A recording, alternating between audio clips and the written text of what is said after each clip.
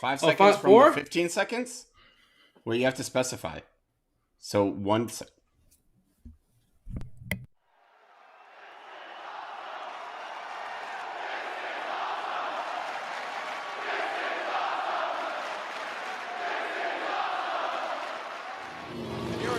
Said, I'm going to become a star on my own, or I'm going to die trying. Yeah, big deal. About half dead now, isn't he? Hey! Wait a minute. What? Hey, Taker! Look at this! Taker! What? You've beat my ass time and time again. You just beat my ass right now. But we're not done. What? We're not done at all. I want a match. I want a match next week for the WWE Undisputed Championship. Is he nuts? Jeff, think about this. He lost his mind. Well, but not just a regular match, Taker. Hey, not a regular match. My way to beat you. My match to beat you. A ladder match. Wait a minute. Ladder match? Jeff challenges the Undertaker for a ladder match. For the title. The undisputed title. This is the crock rockin', nickelback poppin', pearls for all the girls, the Perminator, Sam Beale. And I am on the Sit Down Marks podcast, and we're going to get some Permfection today. Ladies and gentlemen, the following Sit Down Marks podcast is set for one fall. Introducing first, your heel host that is always helping to spread the good word of wrestling, Dirty Bird. Next up, the co-host from the land of the rattlesnake, Mr. Team Extreme, editor and producer, Primo. And finally, your co-host, straight out of your mama's kitchen, driver of the Grip Wagon, straight off a cliff, assistant editor and producer, AJ!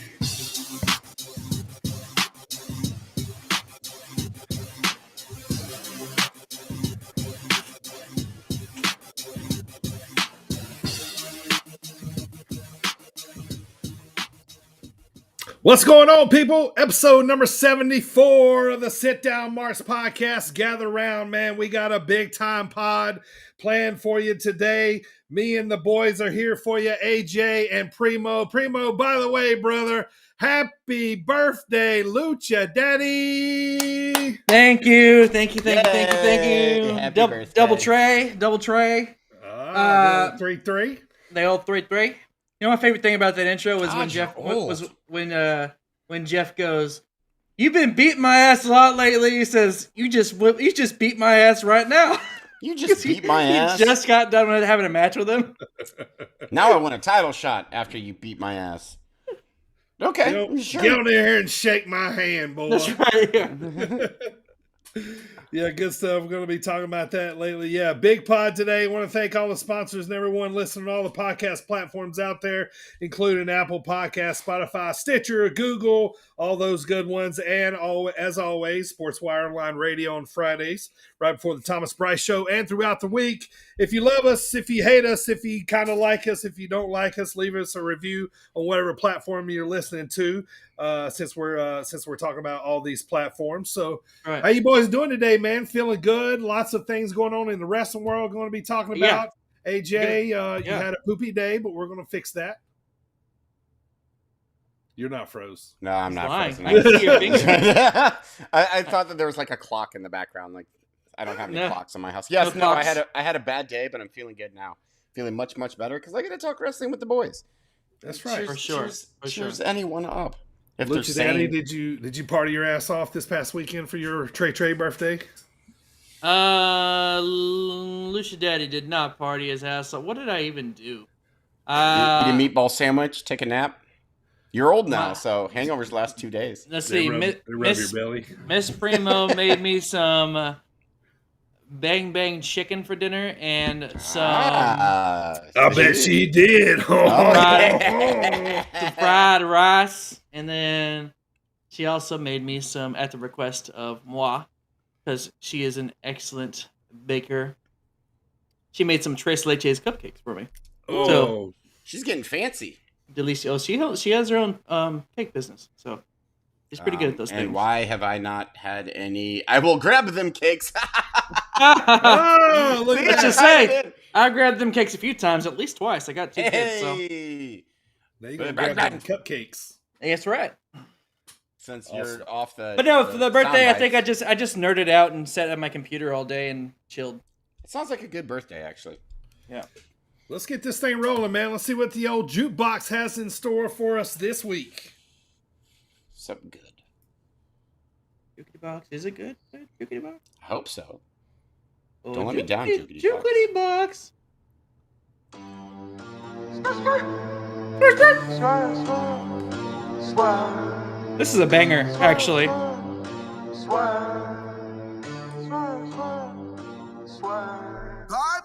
Top rope, catch a vibe, catch a foot when I drive. Big pressure, I apply. In the ring, you won't survive. Yeah, I swerve when I drive. Yeah, I swerve when I drive. There you go. Little Swerve Scott, Jukity box.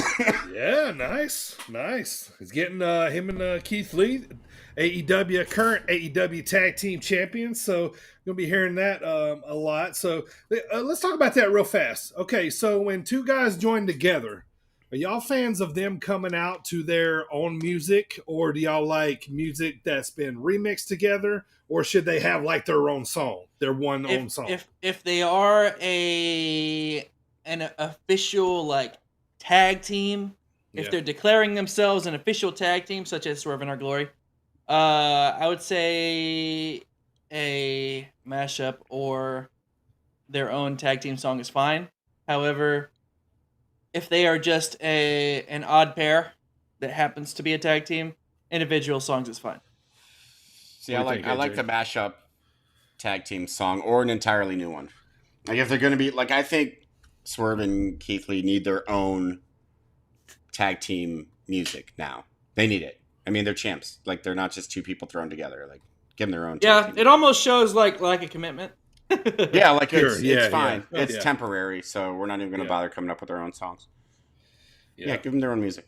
I mean, they were already kind of teasing, of tinkering, of splitting up there for a moment, and then they won the titles. You know what I mean? Which I still don't understand, but yeah, right, yeah, it seems like a change of direction, but but I like it because I love Swerve. It was a swerve. Swerve us back to this day in wrestling history, AJ. How about that? Well, that was a nice little transition. Hell yeah! So I'm a pro. In 1945, back when Dirty Bird was putting the final touches on the war in Europe, Buddy Rogers defeats Dave Levin to win the Texas heavyweight title in Houston. And then 9 years later, we're going to stick with Texas wrestling. As you should. Duke Kiyomuka and Tony Martin defeat Iron Mike, Ted DiBiase, and Danny Plechis to win the Texas Tag Team titles in Houston, ending DiBiase and Plechis' second reign. And then there's more on the show, but I don't really care. We're going to skip ahead to 1969. And I know we don't do birthdays anymore, but this one's kind of important. Okay. One, Paul Levesque. Levesque. At the Alamo. Triple H. His birthday today. It's an important one considering the news that we have coming up for you. I told you July is the best month. I mean, it's okay. Yeah, happy birthday, Triple H, man. Yeah, we're going to talk about him shortly. So yeah. Good for you, dude. Having your birthday same month as me. And then, in 1998, WWE taped the first ever episode of Sunday Night Heat.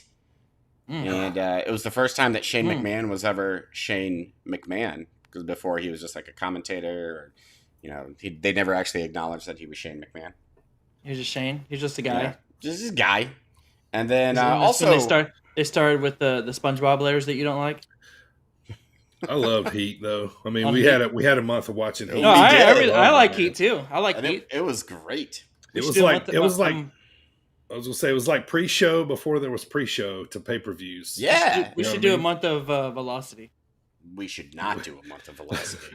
Can we find 4 good velocities? No, we Or can't. maybe we should find the 4 worst. Ooh, see, that would be fun. That might be a flip script. There you go. I like that too. Now you're talking, Primo, parentheses, Lucha Decky, close parentheses. Finally, and this one's also relevant for today, in 2002 in Philadelphia, Pennsylvania, Low Ki became the first ever Ring of Honor champion. He won after a 4-way 60-minute Iron Man match against Doug Williams, Spanky, and Christopher Daniels. Spanky. Oh, Brian Kendrick? Yeah. The Brian Kendrick. The Brian Kendrick. I always was confused why he said, like, he always announced his name like he was a football player announcing what school he went to, which I also never understood. The Ohio State. The University of Miami. It's like, why? Why did they do It's like that? third person acknowledgement, I guess, kind of. If they had a guy, you know how they have the 3D, the alternate reality little AR things in the sky now? Yes. If they had a dude like that, a college gimmick that every time he came out, that little thing does a little turnaround and goes, whatever my name is, Ohio State University or something stupid. Ohio State. like a football player, that'd be great. That would roll. That'd make me roll every week. I would also roll like that. That's all I have for wrestling on this day in wrestling history. I'm sure the Hardys did something too, but I don't care. So that's what I got. Yeah, lots of headlines. Let's go, Primo.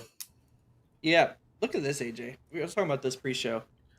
See, back behind me, Hardy's getting his hand raised. He's getting acknowledgement from the dead man here, right? Mm-hmm. Look at this fucking guy. He's so mad. He's having none of it. Look at him. Anyway, go. On to headlines. That is today, July 27th, 2022 edition. Well, this headline's not from today, but the rest of the world knows it by now. On July 22nd, Vince McMahon, at the age of 77, officially retired. Now, speculation, obviously. People are speculating it was kind of a forced thing due to legal stuff going on. All the sex. Yeah, all the sex is having. But all that aside, I mean, fuck, he sure has given us a lot in the wrestling business. I hate Vince McMahon. I think he's a terrible human, but wrestling wouldn't be wrestling without Vince McMahon. Exactly. I mean, it just would not be. I gotta agree with that. I mean, he's definitely scumbag when it comes to women, but he's just a scum. Aside from that, he revolutionized wrestling. Yes, he absolutely did. He made it what it is today. Yeah, for better or for worse. Yeah, he took it to the forefront. You hear so many stories of him. He's the most competitive man on earth, wants to win at everything. Yeah, wrestling wouldn't be where it is today without Vince. It sounds to me like, this is just my guess, I think that he stepped away. 1, it was probably getting close to time. 2, yes, all these women things. It's probably going to get nasty. We don't even know much yet. Yeah. You know what I mean? We don't even know much yet. Right. And then more 3 more keeps coming up. Yeah. Yeah, more comes up. Yeah. And 3, I think he probably did it for the betterment of the company. Just disassociate yourself. Yes, you'll always be the WWE, owner, but we're trying to move forward here. This has nothing to do with the company. This just has to do with you. Mm-hmm. So that's the thing. It's a publicly traded company now. Right. They report to a board of directors. Sure. So I'm sure they were like, hey, dude, you got this negative vibe going. What the fuck? Can you remove yourself from this so that we could still go forward? Yeah. And the plan was Triple H, for, a long time, now. And so I think it was, I don't know. I'm glad. Just disassociate yourself. He's gone. Yeah. So there's more to talk about. So in light of that, in the same announcement of his retirement, there was the announcement of the new co-CEOs, Stephanie McMahon, obviously Vince McMahon's daughter, and Nick Khan, the co-CEOs. Which I'm probably gonna sound super ignorant here. Obviously, I've heard the Nick Khan name over the past little bit now. I don't even know where the fuck this guy came from. Nick Khan's, he's been there for a while, and he's the one responsible for the NXT 2.0, basically.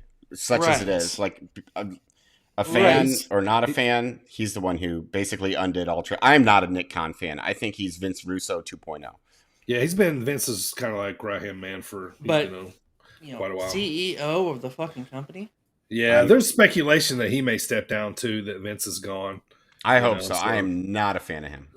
But so, speaking of promotions and the undoing, well, maybe there would be some redoing because Triple H was actually given his old job as EVP back and head of talent relations. And then it was reported on Monday, July 25th at 9 a.m. that 3H's was also made head of WWE's entire creative. I love that you say Triple H or 3H's. And there's where the excitement comes back, right? I'm Like, super excited. you know what I'm saying? Yes. That's, you know what I mean? Because I am so excited.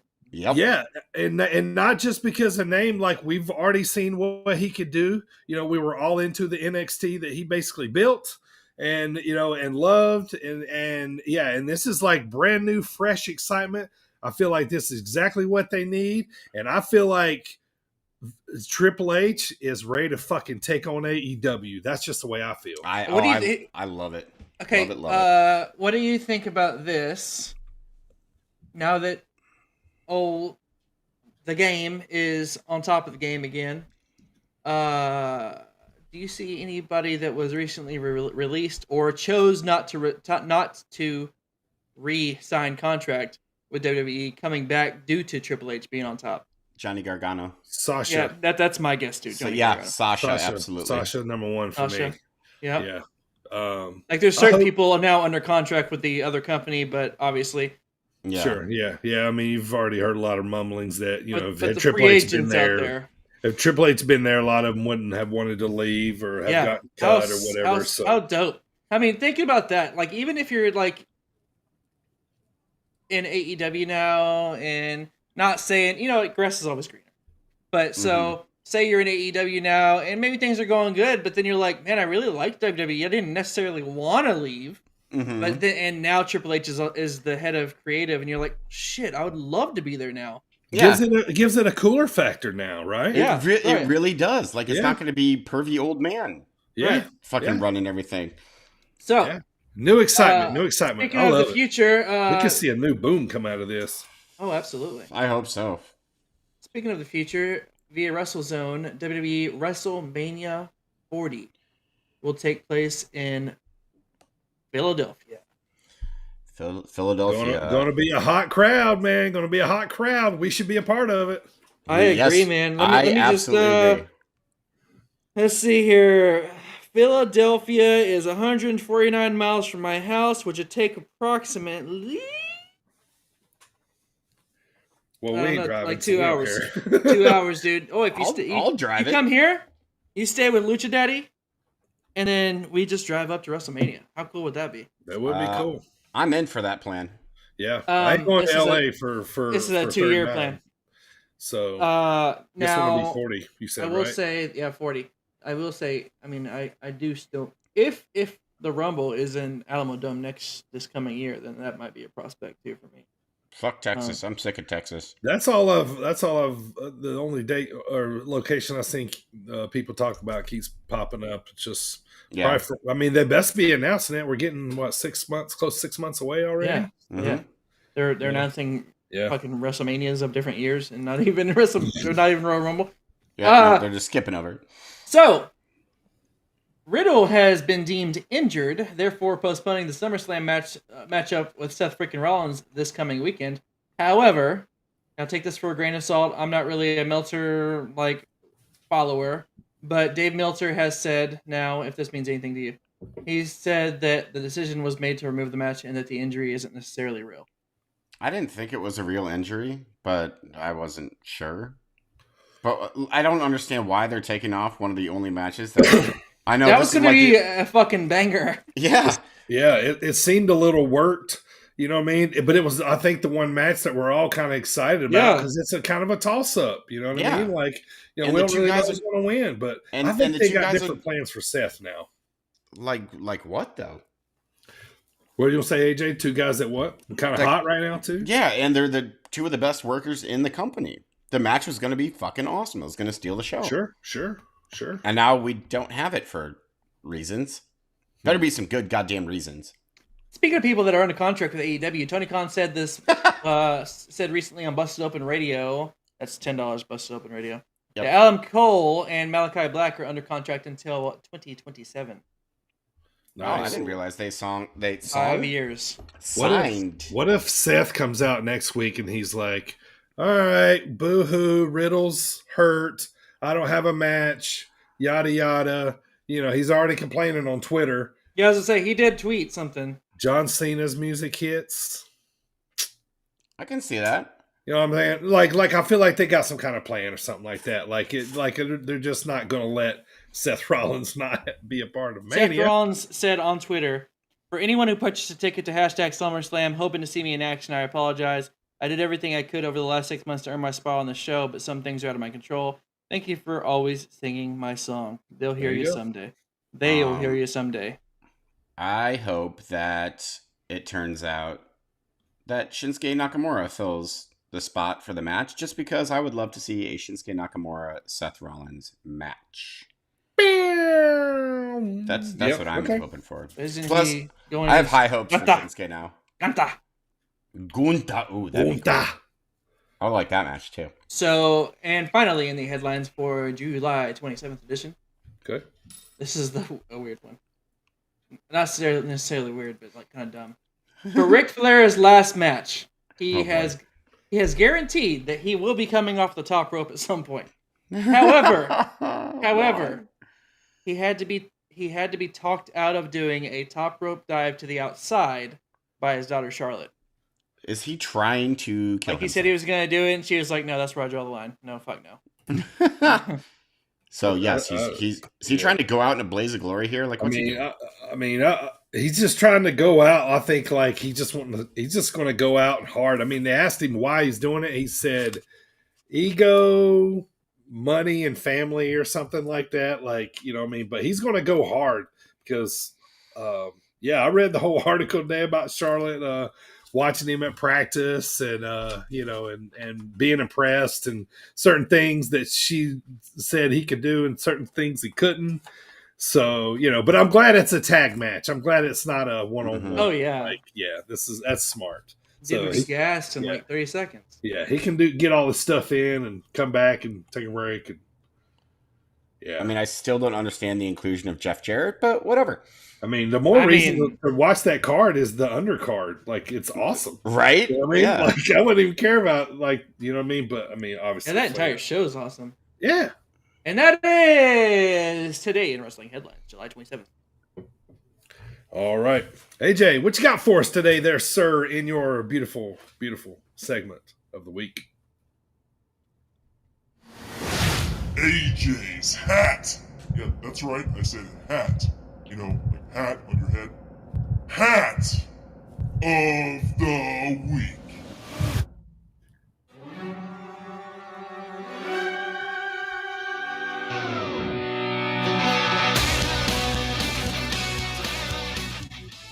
Oh my God! Yeah! So, I don't know. I mean, for those of you watching, you can see this right now. But for those of you listening, what I am currently wearing is a Daniel Bryan hat that is also a beard. It has a furry bill, much like Daniel Bryan's beard. It says, yes, yes, yes on the side here. This is the dumbest fucking thing I have ever purchased in my entire life. Oh, no. I look like the fucking barbarian when he used to come out with his fuzzy, like, boots and vest and stuff. It looks like you got a really high mustache. I look like a fucking TikTok kid with his hat on backwards and his fucking fluffy hair coming out of the front. You remember whenever he was called the Flying Goat or whatever? Yes. And he had the fur on his boots and stuff? That's what that reminds me of. By the way, I'm amassing a nice little collection of just the dumbest wrestling odd wrestling memorabilia. Is this an eBay find? Did you find this on eBay? Oh yeah, $30 on eBay. What did you type in? God. I want to know the search. It was dumb wrestling products. Oh, don't you guys worry. There's like 5 more things that I bought with this hat. Each one dumber than the last one. All right. So it's a Daniel Bryan hat, and imagine like a fake beard all over the Beale of the hats. Like it's a furry hat. It's fantastic. It's amazing. I thought maybe you'd take it off and like put it on as a beard, or but no. It's just what you need to do is wear that to a show or something. I'm absolutely going to. That is amazing. Wait, hold on. Let me get the beard. Can you spike it up? Can you put some gel in it? I mean, dude, with that hat on, save some women for the rest of us. Oh, I know, right? No, sorry. Sorry, guys. Nope. I mean, look, I got it styled. That's kind of how I used to style my hair. Ladies, you're like the inverted Joe Dirt. Joe Dirte. This is all Joe Invert. Joe Invert. Joe Invert. Look at that. Yeah, all the party in the front. Easy, ladies. Easy, ladies. No business. Better lock your door, AJ. It's fantastic. Hats. Wait, hold on. For you, man. Let's Good stuff. See what the tag says. Of the week. No, nothing interesting. That's what I love about this segment. Never know what we're getting here with AJ. He told the Robot Man to say hat, and I was like, that's it. Hat. Oh, good stuff, AJ. I hope you wear that the rest of the pod now. It's appropriate. I love it. That's fantastic. Good stuff. Is that all right? Welcome to. Are you sure I can keep this on the whole time? Are you guys going to be distracted by all the manliness? I don't know. I think it looks like it's going to be itchy in about 10 minutes. Like I feel like it's already itchy. You took some of my chest hair and put it on your hat. Look at this dumb thing. Oh, I love it so much. And the bill is like gigantic. So I'm assuming wrestlers don't get a say in their merchandise. As far apparently as WWE, not. Like you think Daniel Bryan could not have approved yes, that. Yes, I want that. Sell that. Like I bet the hat at first just was like a regular bill, and he was like, needs more beard. And so they were like, all right, let's throw some beard on there. It should have just came with like it should have been just like a regular hat that came with a chin pull strap. It down. That was a beard. Like you could pull the beard down. Yeah, you can pull the beard down. Oh my god, that's so disappointing now that it's not that. Yeah. Oh, all of a sudden I hate this hat. We'll get those in production. You ready? I loved it 2 seconds ago. Now I fucking hate it. All right. Welcome to the show, everybody. I'm the Dirty Bird. It's time to talk about what we're going to talk about. It's SummerSlam this weekend, and we're going to get you ready for the big show Saturday night in Nashville, Tennessee. AJ takes on Primo in another round of Squared Circle questions, obviously, on all the latest in AEW, WWE, NWA, and Impact Wrestling that you need to know. We got it for you. It's the last part of July, so Primo's pick to round it out is the famous ladder match from Monday Night Raw as The Undertaker defended the WWE Undisputed Championship in 2002 against Jeff Hardy. And lastly, it was an absolute pleasure to have a chat with this man. You've seen him on Impact Wrestling. He's been under the learning tree with Brian Myers, Mr. Perminator, Mr. Permfection himself. As promised, we're going to bring that chat with you, or bring it to you today with Sam Beale. I'll tell you what, man, me and Primo, we had the pleasure of talking to him. And I know we say this a lot, man, but like, how super cool, down to earth. I learned a lot about Sam Beale. You guys are gonna learn a lot in this interview, about Sam Beale that you didn't know about him. It was very informative. This man loves wrestling, and it was super cool to kind of hear his idea and take on everything. Right, Primo? I agree. Yeah, he was super down to earth. He was a cool guy, and I mean, he even answered some of my stupidest questions. I asked some dumb questions sometimes. We even found out what he keeps in his fanny pack. So I mean. Yeah. That's pretty great. Yep. And he loves, a lot of beer and a lot of country music and a lot of other things you're going to find out later. Did you say a lot of beard? Beard? All I found out is that me and Sam Beale could probably hang out in real life and we'd be pretty cool.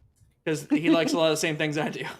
Yeah, super cool. And every time I hear him say curls for all the girls, I just start laughing. I'm super jealous of that moppy as long as I know, man. I'm telling you, yeah. Especially, man. I mean, look at the bald guy over here. So, all right, let's get this thing kicked off, Primo. If you're ready, man, let's go. This is Levi Cooper. Hey, this is Buck Nasty, Bucky Collins. This is Big Beef. What's up, bozos? This is Trevor Outlaw, and you're listening to the Sit Down Marks. Sit Down Marks. Sit Down Marks. And you're listening to the Sit Down Marks podcast with DB, Primo, and AJ. All right, once again, shows coming up that AJ and I are going to be at, or the Sit Down Marks podcast is sponsoring the big one. Coming up, August the 20th, Dreamwave Wrestling returns after a 5-year hiatus to Peru, Illinois. It's going to be a super big card. I got a lot of things planned for you coming up here. We're going to be, of course, we've talked to former Dreamwave guys such as Christian Rose, Hart and Bauer, and just announced today, I just got to talk to him today, we're going to be talking to Jay Repsol, who is the owner of Dreamwave Wrestling, coming up here next week. So we're going to have that interview for you to kind of give you the history of Dreamwave Wrestling, what it means, the kind of stars that came through there, that kind of made it what it is today. And it's just, a lot of big buzz and excitement on this card. So we're going to be talking about that. And then also Iron Spirit Pro is kicking back up. We're going to be doing the Sweet Corn Circus in Normal, Illinois on August 27th. Just a couple matches at 1 o'clock local time there, just to kind of help promote Iron Spirit Pro. And then we're kicking it back up with a full show on September the 10th. So we'll be talking more about Dreamwave and all that that's coming up later. We got a big a special podcast coming up here for you in just a couple weeks, dedicated just to Dreamwave Wrestling.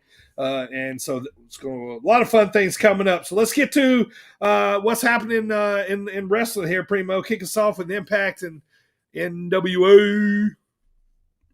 Well, in Impact Wrestling, well, we have we've talked over the past couple of weeks how Eric Young has been kind of, since he came back, he's been kind of like not particularly happy with Violent by Design.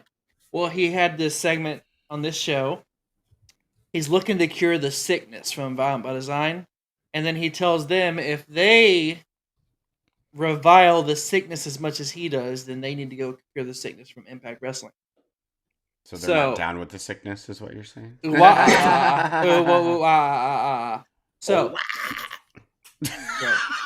That was awful. How bad did that hurt your throat? I didn't want to go for it. That's why I didn't do that.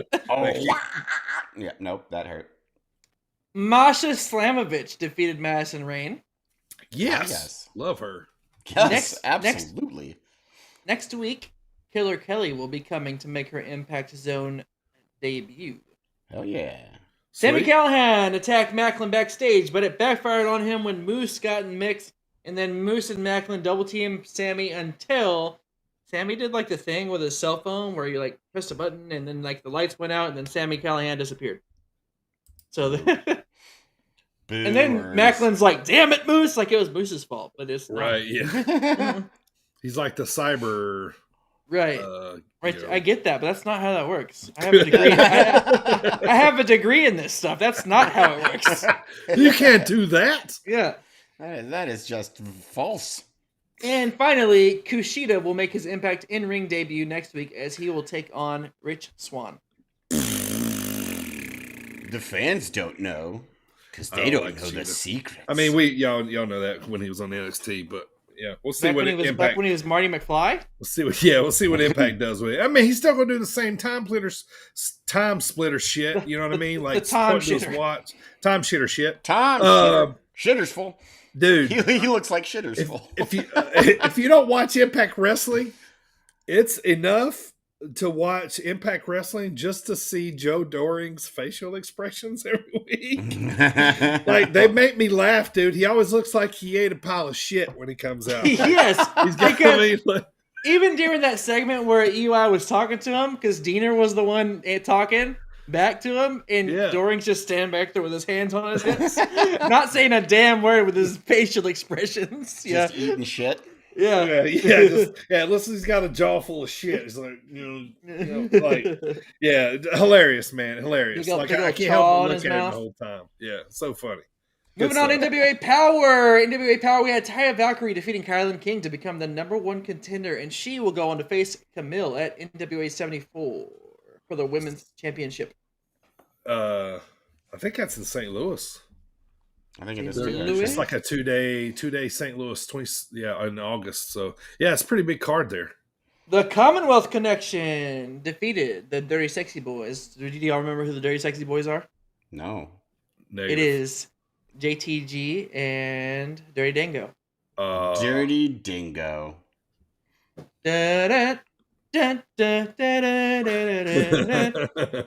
Anyway, they defeated the Dirty Sexy Boys to retain the tag team championships. Yes, they did. The Commonwealth Connection did. Dirty sexy boy. Dirty sexy boy.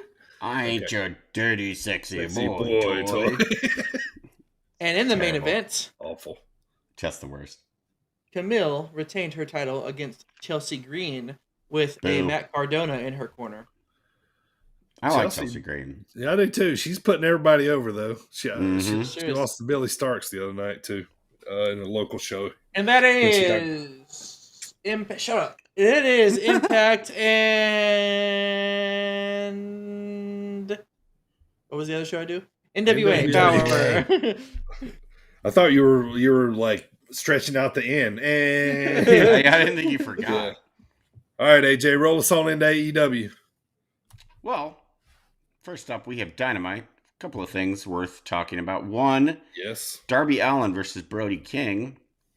I was shocked by this result. I didn't think that Darby Allin was in the position to be putting people over, but there we go. Darby Allin lost to Brody King, and it wasn't even a close match, really. Brody King kind of squashed him a little bit. Yeah, I like it because they're building a monster. Yeah, they're building like someone to take on Wardlow, which I like. And they ain't gonna hurt Darby. No, it's not. Nothing's gonna hurt Darby. But what is important about this is after Malachi Black came out, who comes out but the Redeemer, Miro? It's Steve!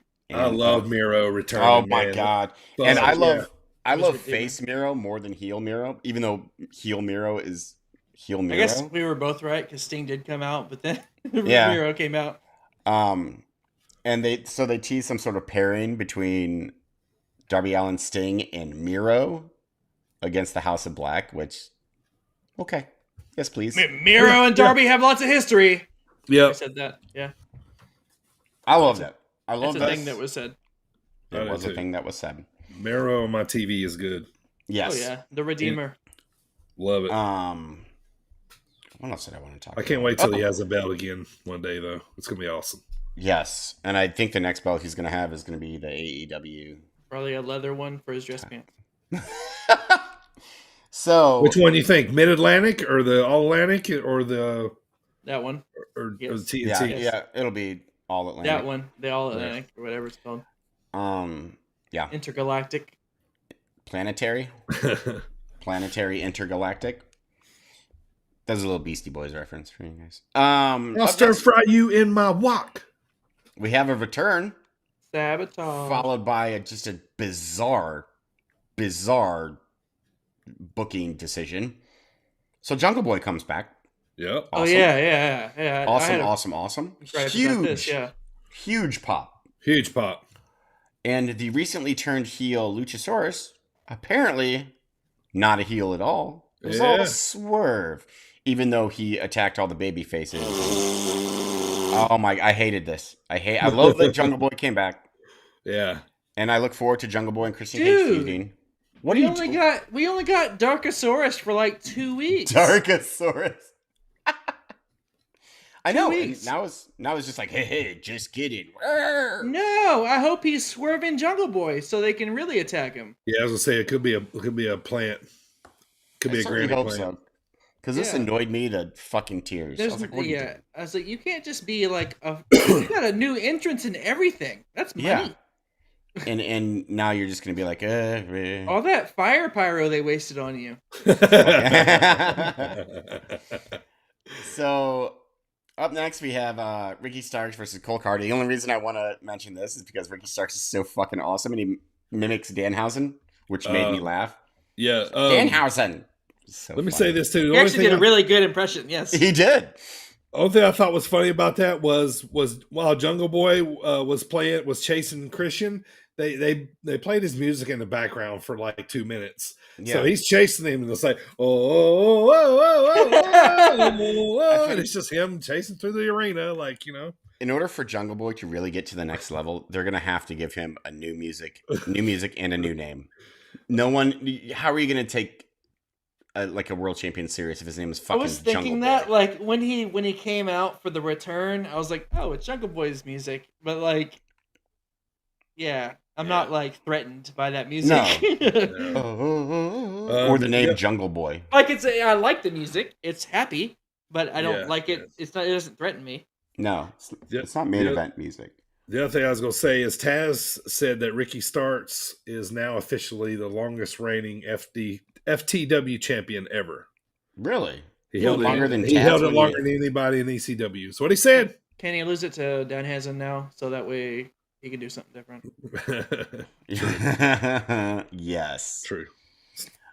Last thing I want to talk about on Dynamite. By the way, FTR gave a great promo, but I want to talk about them later. The Barbed Wire Everywhere death match, Eddie Kingston versus Chris Jericho. Meh. Not why is Jericho got the win? Why did Jericho get the win? And the whole That's entire not even the worst part. All that happened was at the end of the match, like Kingston's payback was Kingston took Jericho and just went bleh, and threw him into some barbed wire. I mean, granted, I wouldn't want to be thrown in that either. But no, but this is supposed to be the culmination of a I agree. bitter blood feud, and Jericho gets the win. Like, what the fuck is going on here? Now I understand there's only so much you can safely do with that match. So, but it was messy. Yeah, and then the key botch by Tay Conti. So then they just went to the bars. So they just went through the bars, and the camera's right on them too. I didn't think that Jake Hager was going to fit. Right? Yeah, the camera, like they shouldn't even been showing that. You know what I mean? Like the people in the arena should have only been seen. You know? The guy, whoever's in the TV truck should have been like, switch now, switch now. Yes, go to three. Like, as much as I hate Kevin Dunn, do you think he ever would have allowed that camera angle? Right. That guy would be fired. No. All right, yeah. So that was kind of funny. Yeah, I just wrote main event, LOL. Like fuck off. Yeah. Like, Jesus Christ. He was the Painmaker, though, which is always fun. Sure. Yes, that was cool. So moving on to Rampage, I'm just going to skip most of this. We had an Adam Page sighting. Cool, in a tag match. Why not? So Lee Moriarty versus Dante Martin was a fantastic match because those two are amazing. It was good. Best match of Rampage. There's going to be a Lee Moriarty heel turn with Stokely Carmichael, or whatever the fuck his name is. Stokely Hathaway. Stokely Hathaway, there we go. Or I can see him in Tully Blanchard's. Which would be cool. Little gimmick that would work too, yeah. And then Christopher Daniels is back and he fights Jay Lethal. Jay Lethal wins and they hype up their match for Death Before Dishonor with Samoa Joe is what I was going for there. And that was all. Rampage was just filler. Wait. Samoa, they only call him Joe. You said you were going to talk about the FDR thing. No, I mean when I get to... I was going to say, y'all want to talk about the rap battle? Alex, what rap battle? The Guns and the Gun Boys. I don't know what you're talking about. Man, this was funny, man. What was funny?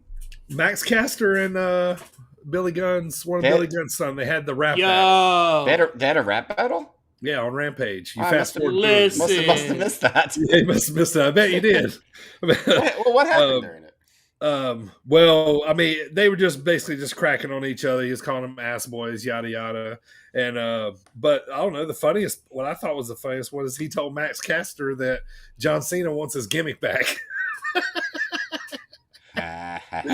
So I thought that was pretty much on point. So I thought that was funny. So yeah, but that was all I had, man. So yeah, well, we got some the Death Before Dishonor. Oh boy, I've been so excited to talk about Yeah, this. man, me too. This was great. Let's do it. So, Death Before Dishonor, Ring of Honor, Death Before Dishonor. We'll start. We're going to just go through the pre-show. Why not? Really quickly, we had Colt Cabana versus Anthony Henry. Did you guys watch the pre-show? You guys didn't watch the pre-show. Yeah, I didn't make it home in time. I sat down and literally it was coming on. Okay. Well, Colt Cabana pinned Henry. Typical match. Nice ovation for Colt Cabana because he is a goddamn indie hero. Awesome. Up next, Shinobi Shadow Squad versus the Trustbusters featuring Cheeseburger. Cheeseburger looks great. However, Trustbusters get the win. Cheeseburger looks like he put on about 30 pounds of muscle because we just saw him, a month and a half ago? Yeah. Well, yeah, not even that long, I don't think. Yeah, but yeah, you're right. Yeah, he looks buff. He's beefing up. Love it. Yeah. And then we have our boy Tony Deppen, Alex Zane, and Blake Christian versus Brian Cage and the Gates of Agony. Brian Cage and Gates of Agony get the pin, which pissed me off because I love Tony Deppen. Finally, Willow Nightingale versus Allison Kay. Always good to see Allison Kay. But Nightingale got the win. She's over with the crowd. Yeah. Okay, so kicking off the show proper is one Claudio Castignoli versus Jonathan Gresham for the Ring of Honor Championship. Holy shit, this match is fucking awesome. Yeah, it was great, man. Claudio, love it, man. Two technical guys just battling. Oh my god. And Claudio doesn't get gassed. We talked about this last week, I think, but he just does not get tired. He put Jonathan Gresham in the swing super early. The match was fantastic. Why am I itching this as if it's part of my body? It's become part of your body. It's fused to you now. Put a comb in it, will you? But the result is Castignoli got the win and got the Ring of Honor World Championship. And no, fuck yeah, awesome. And you could tell how elated he was because he talked earlier about how Ring of Honor Championship is like the one thing that's eluded him his entire career and that he really, really wants. So he got it, and he's now the new Ring of Honor champion in the Blackpool Combat Club. Yeah, I love seeing Claudio like this. I did too, man. So much. This match was great, man. Yeah, even though I'm not a big fan of Gresham's, you know what I mean? But like I've always respected his technical. Adam, a friend, been on the podcast for it. He's a huge Gresham fan, and he's kind of helped me appreciate that technical side more, and so I've really enjoyed watching Gresham, wrestle, and he got released, I think, on Monday after this. He asked for his release on Monday after this. I'm assuming they granted it to him, but yeah, when Claudio won, I was like, yeah, it makes total sense. Awesome. Gives Blackpool some more gold, and sure, man, like he's an original, kind of ROH guy. So yeah, mate, I love it. Although I didn't see it coming, but yeah, I like it. Oh, I saw it coming. I like when I'm swerved. Up next it was a fine match. It was a 6-man tag team championship match. I don't care about 6-man tag teams, but Dalton Castle was in it, and I always love to see Dalton Castle. He's the Peacock. So much fun. Oh, he's awesome. Primo, you need to check out Dalton Castle all the time. I saw a picture of him and the boys, I guess is what they're called. His boys. Yeah. Ring of Honor, Dalton Castle's the best. Yeah, he's fantastic. I love Dalton Castle. They got the win. They got the 6-man tag team titles, which I don't care about again. Up next, we have another unbelievable match. The Ring of Honor Pure Championship. Wheeler Yuta, the champion, versus Daniel Garcia. This surprised me. I thought Daniel Garcia was going to take the belt, but he didn't. Wheeler Yuta got the win. Yeah, this was a good match, too. I'm not a big Garcia fan either, but respect, though. It's a great match. I like Daniel Garcia a lot. And I love Wheeler Yuta. So this match, like technical. It didn't get to a 60-minute draw. It did not. It did not do that. Yuta pinned Garcia. That's what happened in their IWTV on IWTV 100. 60-minute draw. IWTV title match. I was at your house for that, Dirty. Yeah, he was. I'll say we watched that together. Yeah. Did you guys have hot dogs? when you watched No, we had Prairie Grillers. I want some more. I would love some of those right those now. are fucking delicious. Up next, a match that I didn't even know was happening. Rush versus Dragon Lee. Apparently, are they actually brothers or are they kayfabe brothers? I can't answer that. Yeah, I have no idea. Yeah, somehow find out. It was a fun match. Like it was pretty cool. Like Yes. they were really, really talented. Shoot brothers. Shoot brothers. Okay. But Rush got the win over Dragon Lee. Roosh. over his brother. Sure. Up next, Ring of Honor Women's Championship match. Mercedes Martinez versus Serena Deeb in one that I think we all kind of because I said Deeb was going to win. I did too. Yeah. Well, she didn't. Yeah. She did. He retained. Martinez or Deeb she not. Deeb she not. Deeb. Mercedes Martinez retained. This is another fantastic match. Like they beat the shit out of each other, which is what happens in a Serena Deeb match. They just beat the shit out of each other.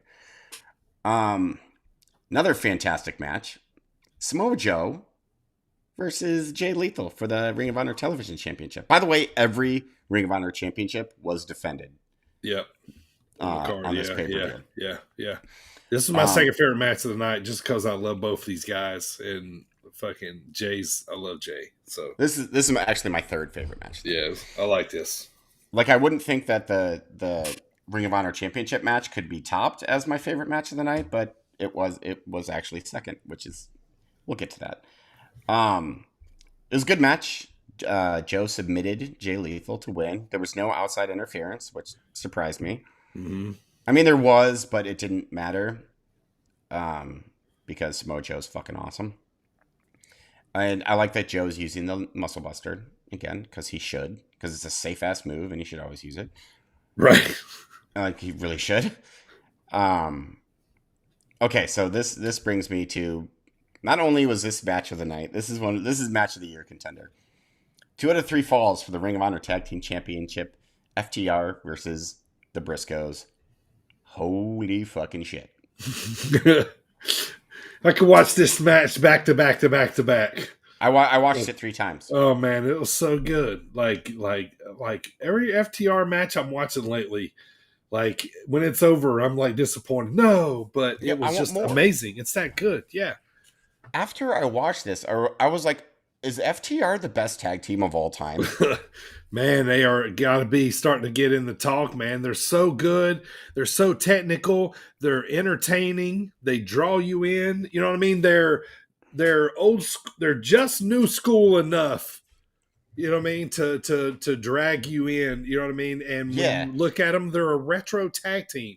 Yeah. They're, you know what I mean? Like, yeah, it's their storytelling is better than any act in wrestling. Yeah. Period.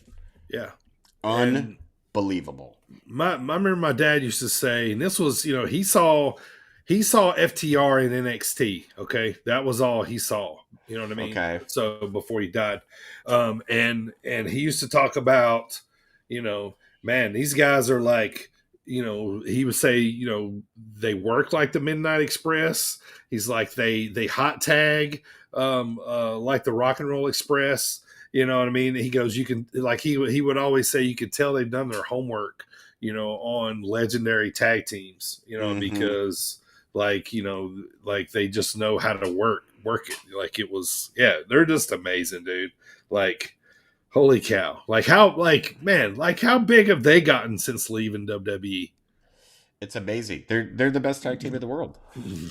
Yeah. Like by like without question. No one even comes close to them right now. Like the Usos, fuck you, Usos. Fucking the machine gun, the Motor City Machine Guns, fuck you. Yes, Lucha Daddy, you have a question? Your mic's off. Oh, no, I don't have a question. I was just saying that you're the twos and we're the ones. That's clearly not true. Good stuff. So yeah, they win to retain the ROH tag team titles 2-1, 2 falls to 1. And it was unbelievable. Go out of your way to watch this match. It's a match of the year, and like when the match was over, it was like okay, it was like a chapter in a book of FTR and Briscoes. Like it's just going to keep going. Like it's just going to keep going. I hope it does because it was like when you think about all the good matches that have happened this year, and there have been some just classics that have happened this year. This match is better than all of them. Like I'll say it without even thinking about it. Yeah, it's definitely in the talk. And like the Briscoes, it was like they just gelled very well with FTR, you know, and you know, that could be with practice, that could be with, you know, experience, but yeah, it was just amazing. Just tag team wrestling 101. Like, you know, show your friends that don't watch wrestling in that match. Yes. Right? Yeah, exactly. Yes. So that is the Death Before Dishonor pay-per-view, and I don't know if we're going to smelly market it or not, but I am. Go for it. 9.5. This pay-per-view was either the best or tied for the best with AEW's Forbidden Door. It was that good of a pay-per-view. I got to give it a 2.3. You shut your dirty lucha mouth. Just kidding. I didn't actually watch it, so. Yeah. I watched it beginning to the end, man, and yeah, it's a solid 9. According to the hype, just by the hype alone and the results alone, I would give it. At least. It's a 9 with just the matches, not even storylines involved. The matches were just incredible, man. You could tell these guys are hungry, man. Just laying it out there. You know, it's almost like, you know, if Tony finds a network for ROH, I could see it kind of splitting off, like being like its own thing, and it would be like yeah, you know, with the way he could move interchange with AEW guys and that kind of stuff, man. It could be a really awesome show, man. You know what I mean? Like, yeah, it could be really cool. The show was fantastic. Yeah, it was absolutely was. And I went in with no expectations, really, kind of like, you know, we'll see how this goes, and it was it blew my head off. It was crazy. Great. Where's your head? Gone. It's not here. It's gone. It's blown off. All right, let's move on to WWE, boys. SmackDown was in Boston, Massachusetts. Primo, smacking it down, baby. All right, guys. So, following the news that Vince had retired, Steph opens up the show in the ring to lead everyone in a "Thank you, Vince" chant.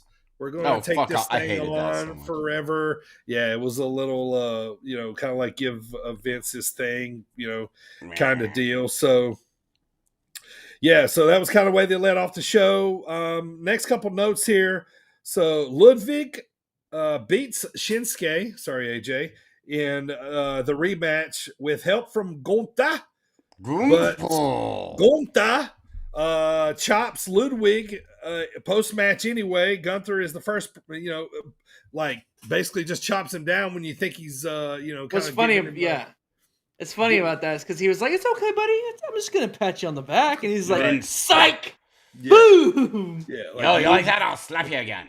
Yeah, like they're obviously doing like the little, you know, bastard sidekick kind of joke, you know, with Ludwig at the moment. But I will say this, man, about Gunther.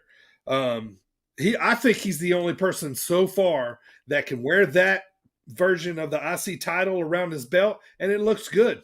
It does. I think it looks natural on him because he kind of has that old school look. It kind of has that old gold kind of, you know what I mean? Like, I don't know, kind of.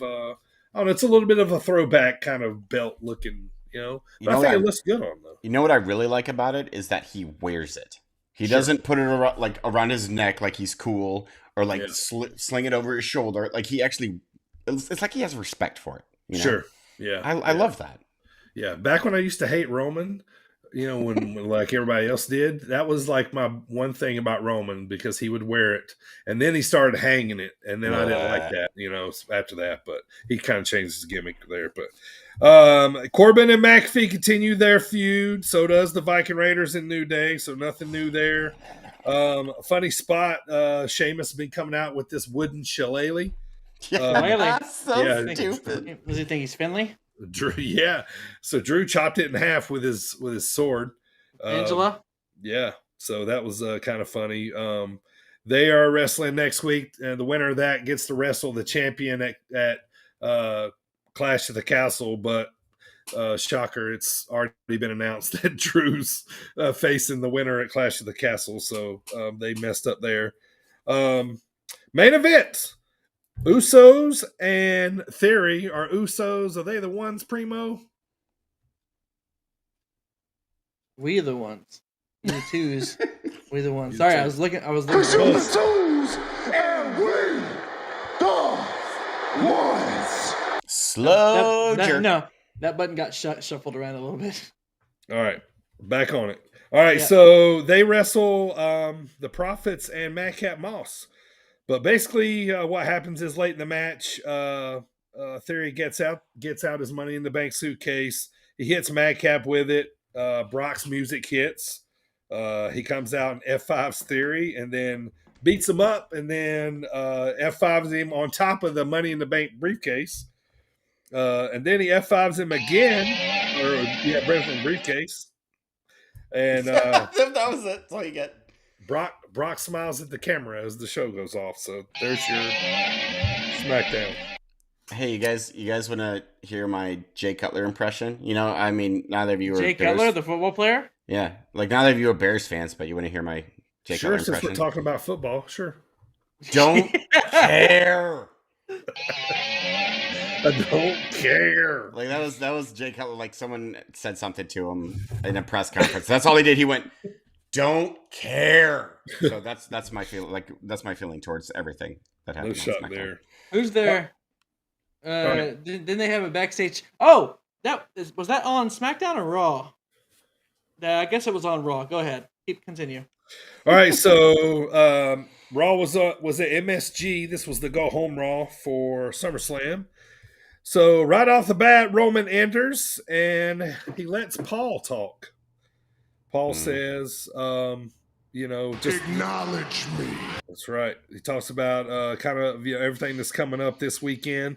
New York. Paul's a New York guy, so as soon as he got the mic, crowd went nuts. But Theory interrupts and Roman tells him, "Daddy isn't here to protect you anymore," and the crowd fucking loved that line. My favorite thing about that was fucking Paul dying in the background.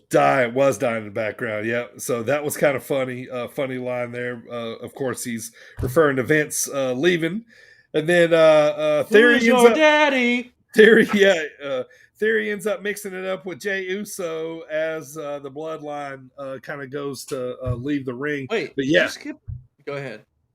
Did I skip what? Let me do my thing. Cause you're the twos. Yeah, you're two right now. Let me be one. I was just saying if you skipped over the Miz and Logan Paul thing. Might have been intentional. Patience, Lucha Daddy. We'll get there. Young grasshopper. I'm so invested in that one. Right. Are right. you?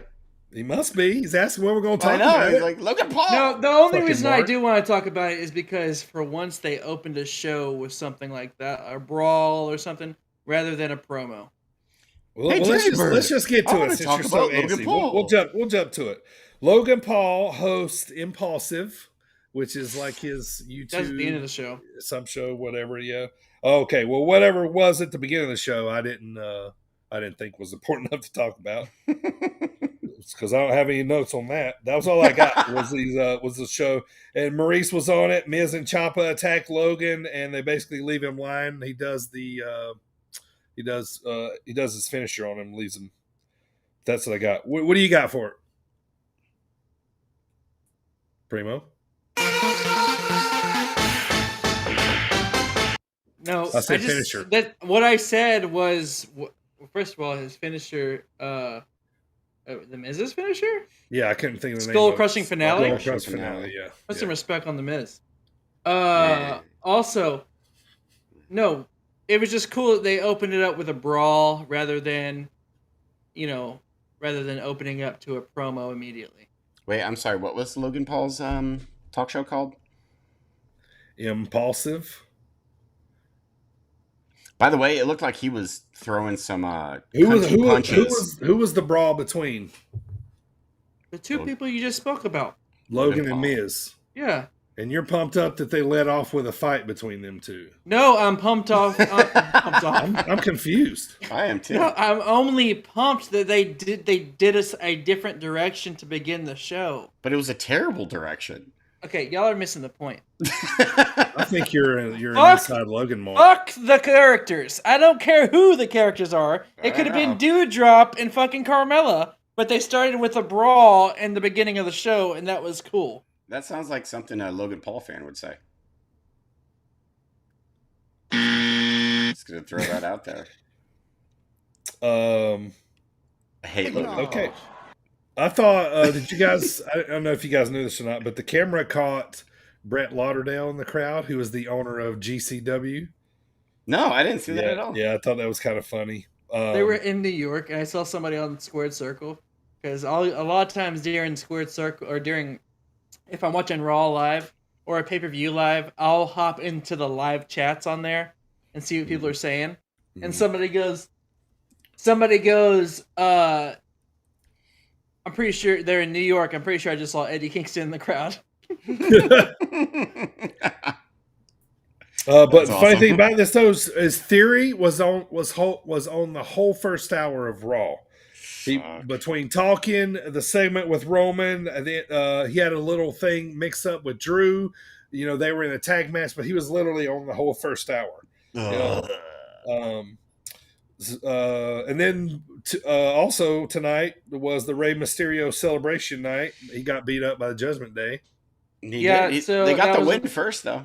Yeah, he got the win. Oh, but you can't gloss over the fact that Rhea Ripley returned. Yeah, Rhea Ripley returned. I'm not glossing over the fact. I was just going to get to the point where she had the "I'm Your Poppy." Yeah, I mean that was cool too. And the gift of the Phantom outfit from Halloween Havoc. The onesie. Yeah, I did like that. Yep. So glad to see her back. Ray had the purple throwbacks on or something like that from. Yeah, he did have throwbacks on. It was it was a tribute to that outfit. Yeah, probably not a good night to wear it though because Judgment Day thought he also was had gonna the same turn. colors too. Yeah, right. Yeah, I was like, oh, I even tweeted it, and during like I said, I was in the live chat. I said, Ray is wearing purple, confirmed turn. Right. Yeah, that would have been cool. Yeah, right. Go ahead and fuck over your son on Celebration. Yeah. Fuck. I was a little sour that they waited till the second hour to do the celebration. Mm-hmm. I was like, it's the celebration of fucking Rey Mysterio. Like you've been talking about it all week or whatever. And right. Well, they had. Why didn't we start the show off with that? But I guess we had to start off with the brawl between Logan Paul and The Miz. So. Oh, and we had to get Austin Theory over the entire fucking whole first hour of the show. Yeah. We got priorities here. Oh, for fuck's sake! AJ and Dolph, they beat Alpha Academy. You think they're going to be a new tag team? Yeah, but I tweeted this. If you'd ever look at my Twitter, I tweeted this. And I said that I don't look at your Twitter. I know I'm not famous enough. I'm not famous enough. But I said they'd be a better heel tag team. But they definitely a good one. Yeah, I hope they don't necessarily stick around and make it. Oh, I also said Dolph is now tagged with 2 members of Fortune from TNA. Right? Yeah. I mean that is true. All right, so main event, we got Roman and the Usos versus Riddle and the Profits. Acknowledge. Roman ends up pinning Riddle after a missed RKO attempt that led to a spear. I like how he just chucked him. That was cool. Yeah, he just kind of and then but really what happened is it's kind of irrelevant now because the match has been canceled. Seth Rollins comes out, he eyeballs with Roman coming down the ramp for just he does that literally. Yeah, he did. Yeah, just a quick few seconds before attacking Riddle and curb stomping him on the stairs, which is where allegedly they said the injury came from, whatever shit they made up. And we basically go home with the crowd singing Seth's entrance music. So real quick, let's rewind to when Seth comes out and he goes face to face with Roman. that shot is money every time. Him and Roman together, like just seeing them together makes me excited. And Sure. I'm Yeah, like, it's just get them pretty back cool. together. Like as far as facing each other, like I'm still not over the fact that we didn't even like the way that Royal Rumble their match ended there, and we just never talked about it again. Mm-hmm. Yeah, that bothers me too. Yeah. Also, something else that happened on Monday Night Raw. This is what I was going to say before was the Jeff Jarrett segment backstage. Right. With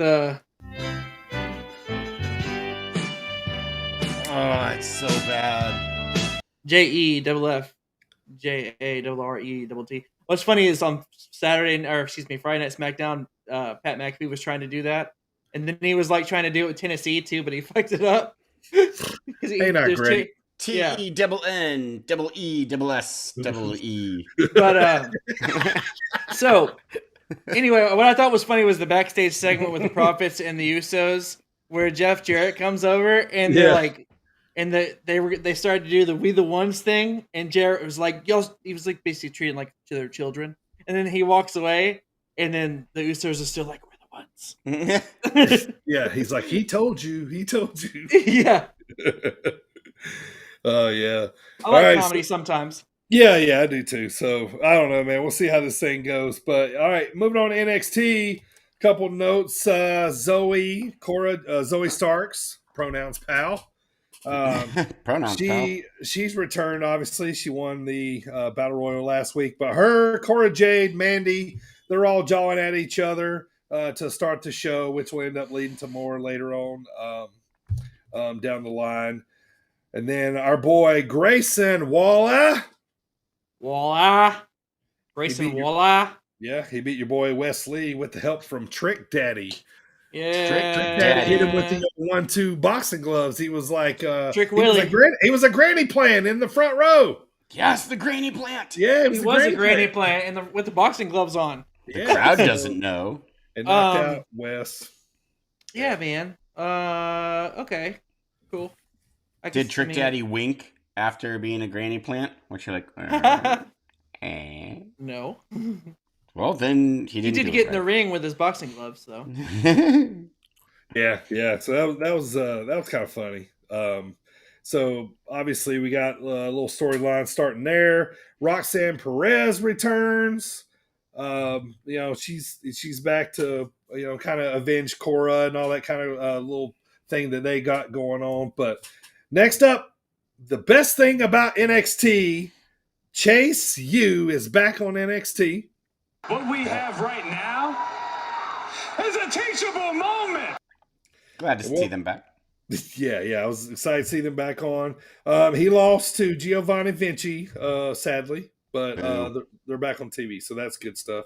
And they're maybe kind of teasing a little bit of Nathan Frazier joining, maybe. So he's kind of like been, hanging out with them, and he kind of made the save at the end of the match. But they did announce NXT Heatwave in just coming up in about 3 weeks' time. So that was coming up. And then your main event, Tony D'Angelo's family beat Diamond Mine, who was they're circling the wagons. They're getting back together. They're back on the same page, allegedly. So we'll see what happens there. But afterwards, the kind of funny part, we seen Cora Jade drop the tag team title in the trash the other week, right? So funny enough, a little twist, a little spin. Coming out of the building with the tag team titles is Alundra Blaze. Famously put a women's title in the trash. Yep. So she kind of comes out, Toxic Subtractions, yelling at her, "What are you doing? What are you doing? Those are our titles, yada, yada." So she's like, no, anyway, next week there's going to be a 4-way women's tag team title match for the NXT women's titles. So that's how they're going to play all that off. So that was NXT, boys. You guys got anything before we hop on over to SummerSlam? Let's get this card here. So obviously the Kurt Angle Trophy is up for grabs this weekend, so we're not going to be making any picks. Let's see what you could win. Let's see what you can win. Primo, show them the Kurt Angle Trophy, please. Hi, AJ. I can't wait to come home. Current champion. So whoever picks the SummerSlam card the best, as far as gets the most wins right this weekend, will take home the trophy. Let's start off hot, boys. We're not making any picks, but Roman Reigns versus Brock Lesnar for the WWE Universal Championship. This is the main event we're going home on for sure. A lot of when they first announced this match, there was a lot of disappointment from a lot of people. We've seen this one a lot of times before. Is this just another chapter, or you think this will be the final ending between these two? Nope.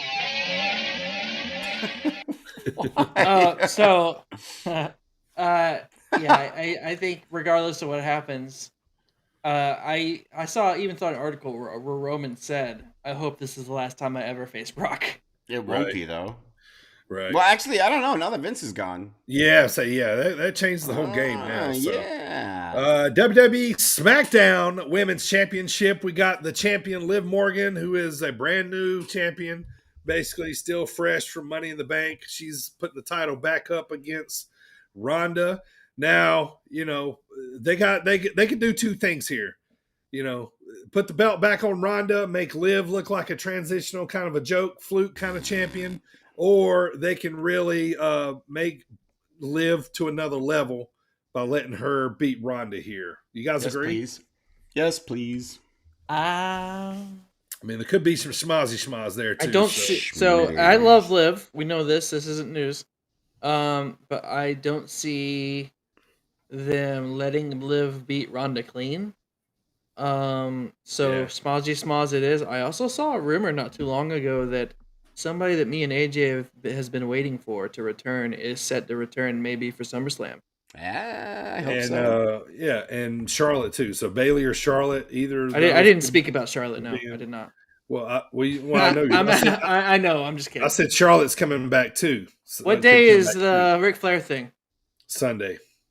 Okay, Saturday night is SummerSlam. Where is the Ric Flair thing? Nashville. Nashville. Yeah. And that's also where SummerSlam's at, right? You're on a podcast. You should know where SummerSlam is. I'm not going. I only said it. I only said it before we started the segment. Yeah, it's in Nashville. It's at the Titans Stadium. It's Fuck with Lucha Daddy Day. You could have just said yes. No. This is the guy that asks me to remind him 10 times about stuff all the time. So he's like I'll forget. But yes, I'm a busy motherfucker. I forget everything. Both are in Nashville. So yes, everybody's in town. Everybody's on the table. Yes, everybody's in town. Yeah. All right, flip script. WWE Raw Women's Championship. Bianca, Becky. I can see Charlotte getting involved here too. To screw Becky out of it, or yeah. What'd you guys think of Bianca's promo on Raw? I thought it was like the worst promo. I'm not sold on her. I don't like her. I don't. I was looking at my phone during this time. I just remember the part where Becky punched her in the face. Yeah, that was a good part. I like everything, but yeah, her promos are kind of the same, and I don't know. Yeah, she's not real good on the mic, but moving on. Pat McAfee, Happy Corbin. The blow off of the buddies. That'll be fun. Yeah, we got Pat's always fun to watch on the big stage. Yeah, this will be good here, man. I think this will be kind of the comic relief, or kind of maybe a little bit of the not so serious match. Mm-hmm. United States Championship. Bobby Lashley, the champion, versus Theory. Theory's the Money in the Bank holder. Bobby just won it. Do you guys? Do you want to hear my Jay Cutler impression? Do it again. Don't care.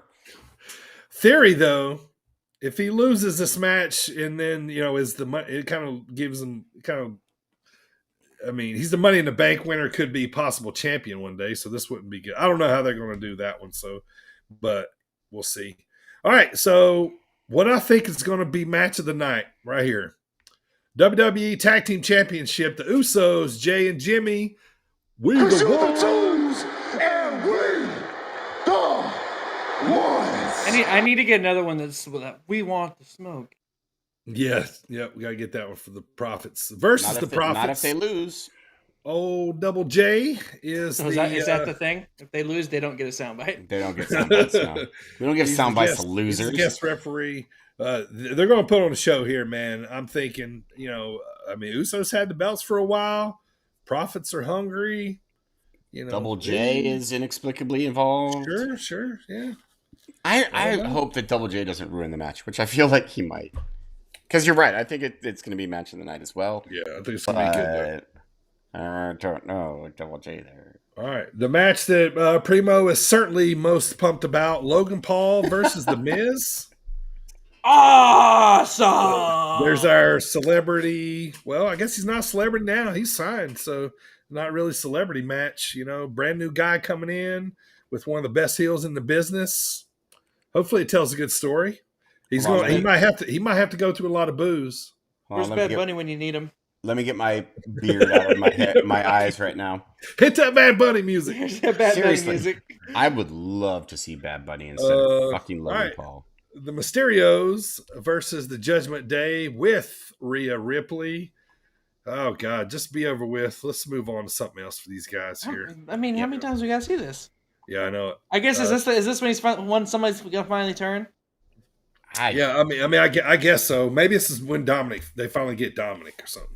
I mean, they took what was a cool faction and just who the fuck cares? It has one of my favorite wrestlers of all time in it, and I'm like, who you guys? The best thing that came out of that is that they put him in Long Boys. Yeah, he's in Long Boys. That's the best part. Everything else is horrible. So that is your WWE 2022 SummerSlam card this Saturday night in Nashville on Peacock Network. I don't know. Has y'all's excitement level turned up? Mine's turned down a little bit since Riddle and Rollins got. Yeah, I agree with that. Canceled. Like what did I say before? My excitement was like a 5 or a 6. Yeah. Part of that excitement was Riddle and Seth Rollins. Sure. That was going to be like that. If without that one present on the match, that's why the tag team match is probably going to be the best match. If that match was still on the card, that would have been the best match of the night. Yeah. All right, that's going to do it for the recap for the week, man. It's time to move on to the dropkick discussion here, Primo. Let's go. Hey guys, this is Mr. Havens, the Argyle assassin himself, giving them all the shivers. This is the one and only Mike Hartenbauer. This is Space Jesus Billy Starks. This is referee Dan Perch. What's up, bozos? This is Trevor Outlaw.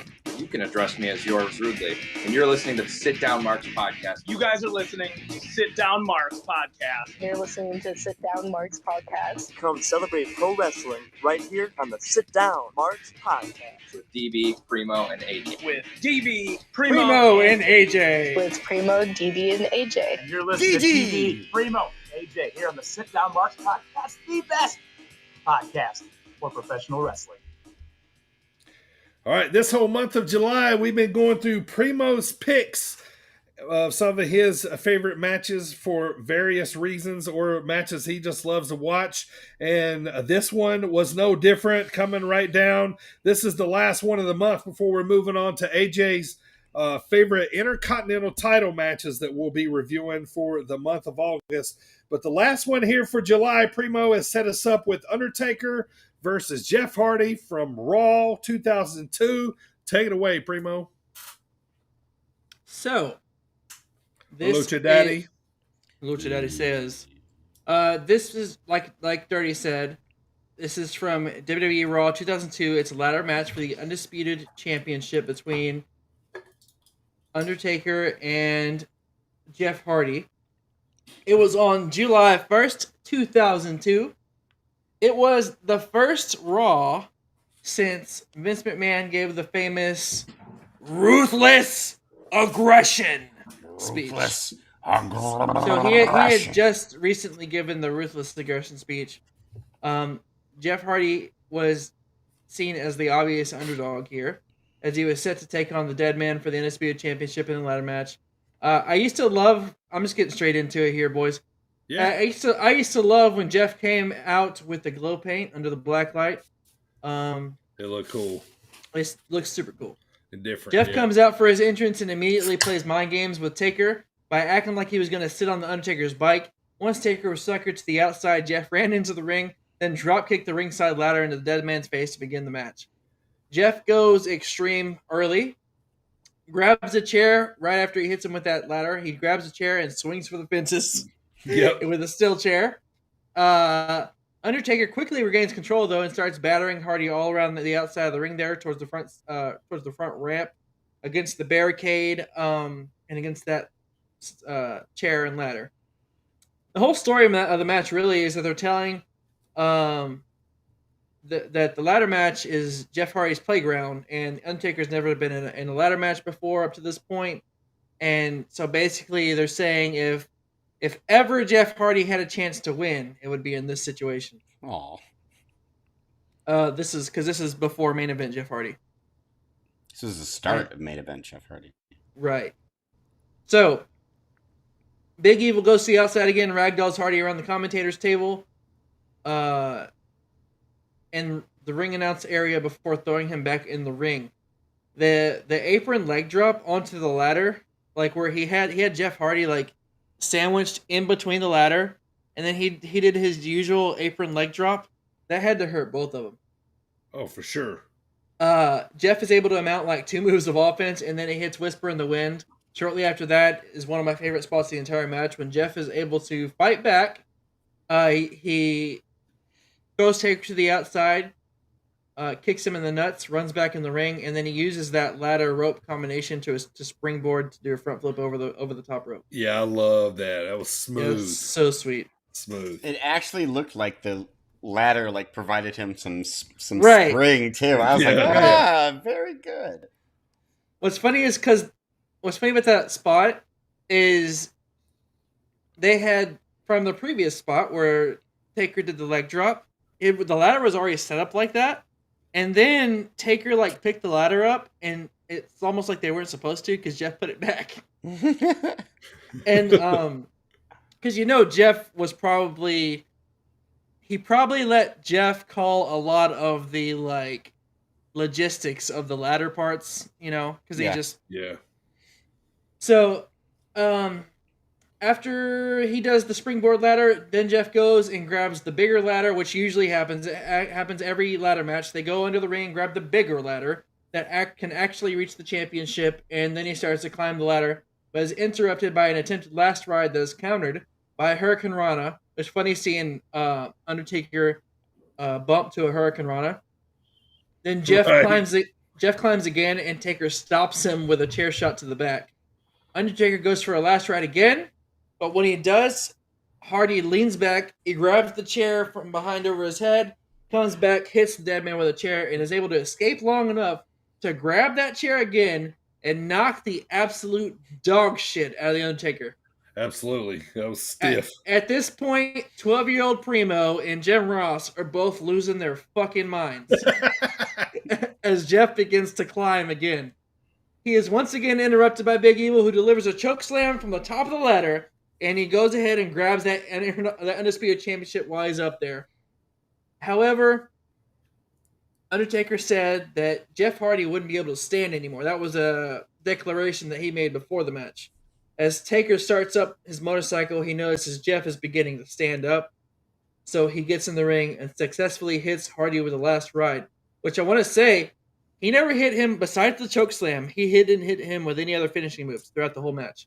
Mm-hmm. So he finally hits him with that last ride, and then he goes to leave. He makes it up to the stage, to the entrance area, and Jeff stands up once more, grabs the mic, and says, "Hey, you haven't broke me yet, Taker. You haven't broke me. I'm still standing." And so Taker marches back to the ring, looking like he's about to absolutely end Jeff Hardy's life. But then Taker sees that Jeff is not afraid of what's about to come, raises his hand like you see behind me here, and shows that Jeff Hardy has just earned dead man's respect. Storytelling! Yes! Perfect. Love it. Yeah, and that is the whole match. I love this match, so I love it. Go ahead, AJ. So, I didn't watch any build for this match, except for the fact that Jeff Hardy was... First of all, this is the era one where Jeff Hardy looks like a teenager. And 2, he sounds like, the squeaky voice teen from The Simpsons. The one who talks like this. Like, that was, I think, because like when he talks in this, and then he talked like in the intro. Those are 2 different segments, but in both of them, he's like exhausted. Yeah. So he's squeaky voice teen. Yeah. That's gonna come out of my paycheck. Like that's Jeff Hardy. A couple of spots that I really, really like. I like the time that Jeff Hardy just racked it. It looked like his balls just got racked on the ladder when he did the leg drop. I seriously went, ow, balls. Yeah. And then the whole match, Taker's just, flip like ragdolling Jeff Hardy around, and Jeff Hardy's being Jeff Hardy, flopping all over the place with his baggy pants. And I hate those pants so much. I love this spot because I've never seen this match before, so I came at this with fresh eyes. I love the spot where Taker tried to get Jeff Hardy up for the last ride, and like you said, he like went down, he like grabbed the chair, and like was like dunk, and then just straight. It's like he crow hopped into that chair shot and full on swung it like Casey Jones in the Ninja Turtles. He was just like whack. Undertaker took it too. Yes, like he didn't put his hand up. He kind of put his hand up, but he took that shot. And then Jeff Hardy did the thing where you climb up one step of the ladder, you're nowhere near the belt. He like reaches for it. It's like, dude, you're 1 step off the ground. You're 6 inches off the ground. Don't reach yet. Climb up the ladder. And then he did that with every rung. Just no, not yet. I'm sorry, wait. No, not yet. And then you take another step, and you still can't reach. So it allows Taker to recover. And then Taker, it wasn't really a choke slam so much. I was as being it was generous. Yeah. He took him and that's what it's supposed to look like, yeah. And Jeff Hardy jumps off the ladder, and Taker grabs the belt and puts it around his neck. But I did like, you haven't broken me. And Taker comes back. And I've talked about it. I'm not a Jeff Hardy fan. I'm not this version of Taker fan. But I loved it when Taker came back, gave him the last ride, and he goes to leave again in his stupid Harley. And then he comes back. And the spot I love the most in the match, besides the part when Jeff Hardy like bends down to get the chair and whacks him, Taker like pats him on the back of the head. Like he takes Jeff Hardy, like he picks him up and he just goes like with a confused look on his face. Yeah. And then raises his hand and then walks off. And I was like, okay, so that's the start of just like this crazy motherfucker. I know. He's just pats him on the back of the head. I was like, that's very nice. It's a nice way to put over future main event Jeff Hardy. This is like the start of main event Jeff Hardy. And rightfully so, because he took a beating in this match. Taker made him look great in defeat. Mm-hmm. Agree. And yeah, I love the ending. So this match was in where? New Hampshire? Is that where it was? Yeah. All right.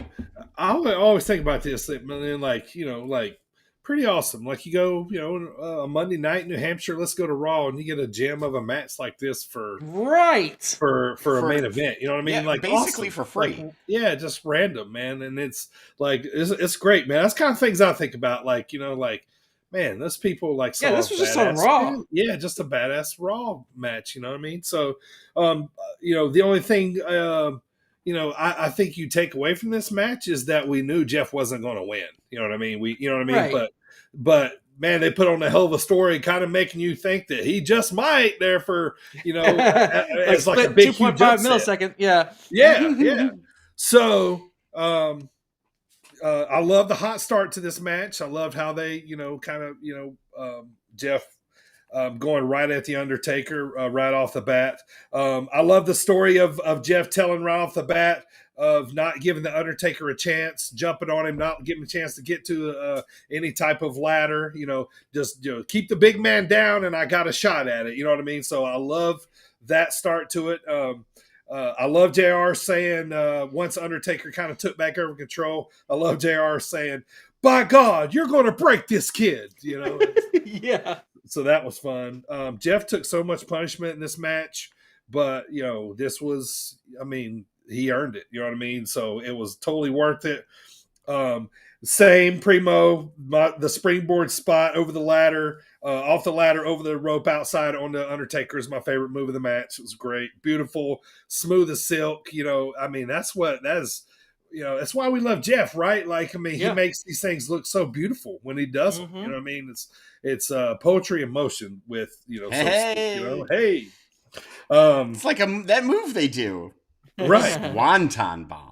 I love JR's enthusiasm too when Jeff's climbing the ladder. Adding to nothing. Get it, kid! Get up there! Yes, another reason it makes you think that arguably is like that kind of passion is is why we love JR, right? JR going nuts like that, and then 12-year-old me was fucking going ape shit. So the funniest part of the night to me on this match was, okay, so Jeff goes and gets the big ass ladder, right? And then the King Lawler says, "What is he doing? Why does he have that ladder?" And JR says, "I don't know. He's going to paint his garage." in good JR fashion, but that was funny. But yeah, I liked the ending when Jeff got the chair at the end. It kind of made you think Jeff had a chance. He was going to pull off the quick little, upset finish, but appropriate chokeslam finish. Beautiful storytelling, as we talked about. Him coming back in, raising Jeff's hand, like this stubborn kid, like, he's, like, I get it now, and this match, was the beginning of Jeff being made, after this was when he kind of really started, starting to kind of, be his own, so to speak, and break out of that tag team, that he was, kind of always locked in. So, but yeah, really awesome, really cool. We've watched it, boys. We've reviewed it. It's time to smelly mark it, man. I'll start off this week. I'll go like, don't get me wrong about this rating. I really love this match. I just remember watching it. I don't remember watching it live, but I remember watching, and I know when people say Taker Jeff ladder match, I remember it was from Raw in early 2000s. But I'm giving it a 7.5. Awesome match, but I knew Jeff wasn't going to win at any point watching that match, even if I did watch it. So that's why I kind of like draw back a little bit on it. But shoot, man, if I go to a Raw, give me that main event, man. I'll take 100%, it. 100%. Yeah. Go ahead, AJ. So, again, I've never seen this match before. I knew Jeff wasn't winning, obviously, because Jeff doesn't win yet. And even though I'm not a big Jeff Hardy fan again, and this version of Taker annoys me to tears, this match is a blast. Like, it's just so much fun to watch. Not the best match ever, not the best ladder match ever, but again, like you said, if you're watching Raw and you get this match, you'd be like, holy fucking shit, that was a pay-per-view quality match. Yeah. And it absolutely is a pay-per-view quality match. So that being said, I agree 100% with Mr. Bird over there and give it a 7.5. Okay, so first let's talk about, this was my fourth pick, and one of my all-time favorite matches. It holds a special place in Little Primo's heart. This is, like I said, I was 12 years old, and Jeff Hardy was my favorite wrestler. So I'm deep in my fandom at this point. Hell yeah. So, and I am like the little kid at that point that roots for everything fucking Team Extreme. So this had me, also this is the same year that Taker was like, he was like bully Taker. So he was just whooping up on the Hardy Boys nonstop. And yeah, like I said, I was just super passionate as a little kid. My son's 10. He's starting to really like wrestling too. So it just kind of like it's full circle here. He's going to find a match here soon that he may remember the rest of his life. That's pretty cool. Sure. Yeah. But anyway, it's one of my favorite matches ever. I love it. And I got, for me, it's because I did watch it live. I remember as a little kid. And 9 out of 10 for me. And that's probably the two points for sentimental. Also, as a little kid, I didn't think of it as a business aspect or anything like that. I thought of it as, black and white, more of, sure. Yeah. I didn't know Jeff Hardy wasn't going to win as a little kid. You know, now as a grown person, I'd be like, yeah, of course. but yeah, you know, when you're a kid, you don't know none of that stuff, and I just thought I was super into it. Yeah, absolutely. Like I always tell you guys, the youngest match that I remember getting upset about was when Pistol Pez Watley cut Jimmy Boogie Woogie Man Valiant's hair. You know what I mean? Yeah. Like I'll always remember that. Like, you know what I mean? Like there's certain ones that stick with you, and yeah, like. Obviously I've never stopped watching wrestling, but if I didn't watch this match live, I probably watched it the next day or something like that. But quality match, man. What a Raw too, man. I didn't watch the whole thing, but I remember a lot of it because like this is when Booker T and Goldust were tagging. They were doing the comedy stuff because Goldust came out Darth Vader in this one. NWO was on this show with Shawn Michaels. Like this was a great show. What a you got your money's worth there. Was it July 1st, 2002 was the actual date? Yeah. All right, so that's the finale of Primo's picks in July. Well done, sir. As Thank you. You really entertained us with these awesome matches for the month gimmick of July. Matches. Right. Now we're moving on to AJ's favorite Intercontinental title matches, and we'll be kicking that off next week with Bret Hart versus Roddy Piper from WrestleMania 8 is the first one we'll be deep diving into. So AJ will be breaking these matches down for us. He's got 4 really awesome matches lined up for us here in August. So that's going to do it for the Dropkick discussion. Primo, it's time to hit that game show music, baby. It's Squared Circle Questions time. Oh, yeah.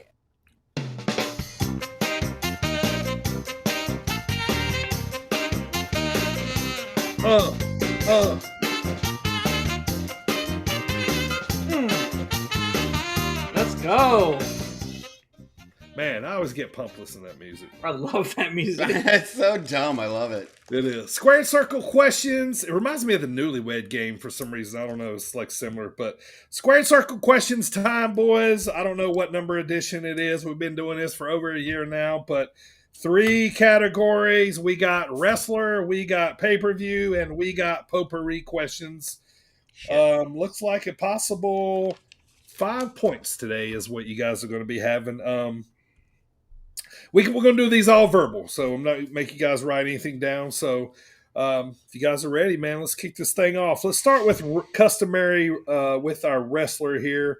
You guys can just blurt it out. Serious answers only, please. Okay. AJ, don't forget to mute your mic. Done. All right, here we go. Wrestler born August 13th, 1970. He's old. Let's see if you know this. His shoot name is Matthew Heisen. Anyone? Sounds very familiar. He is a one-time WWE Cruiserweight champ, a one-time WWE European champion, a one-time WWE Tag Team champion, and he is a 8-time WWE Hardcore champion. He is billed at 5'8", 150 pounds. He made his 1994 debut and he retired in 2015. That is wrong. California-trained wrestler, best known in ECW and WWE. He is the brother of Devon and Bubba Ray. Spike Dudley. Spike Dudley, billed from Dudleyville, USA. Correct. God fucking damn it. I wouldn't have come to Spike Dudley though, so it's fine. I was thinking Spike after the after you said I was putting the cruiserweight with the hardcore titles, but I didn't want to say it too, especially when you said 5'8". Yeah. Oh, okay, fuck. boys. I missed the. I forgot the cruiserweight. Bob Holly was never fucking. God damn it. All right, so I'm gonna make this the pay-per-view a little bit hard on you. I'm gonna give you the year, but you have to name the pay-per-view. That's so sweet. A little bit of curveball here. If you guys are ready, we have to name. We have to name the year. No, you have to name the pay-per-view. I'm gonna give you the year. God damn it. It's a TNA pay-per-view from 2009. Bound you for guys glory. are ready. All right, so Amazing Red defeated